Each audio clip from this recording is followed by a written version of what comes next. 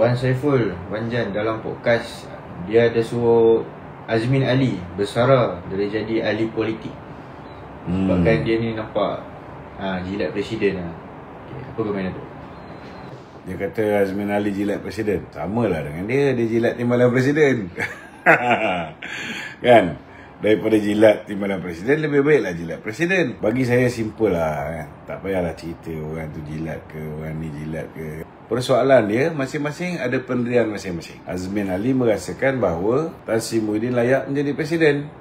Dia merasakan bahawa nak jadi presiden mestilah orang yang ada darah panglima minyak masak. Sama-sama bermasalah.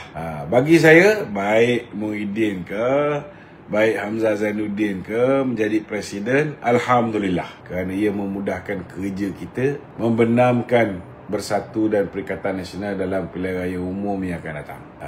Cuma yang kita pelik ni kerana kenapa sehingga hari ni PAS masih lagi mempertahankan. Kenapa PAS masih lagi mempertahankan Muhyiddin Yassin? Sedangkan dia dah cakap depan-depan Muhyiddin dalam rumah Muhyiddin yang dia nak Hamzah menjadi calon Perdana Menteri.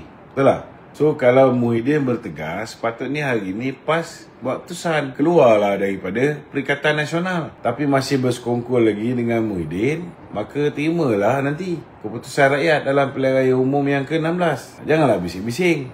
Betul tak? Lebih baik PAS ambil keputusan, tak ada pendirian, daripada dia dah nyatakan pendirian tetapi tidak ada follow up, tidak ada action.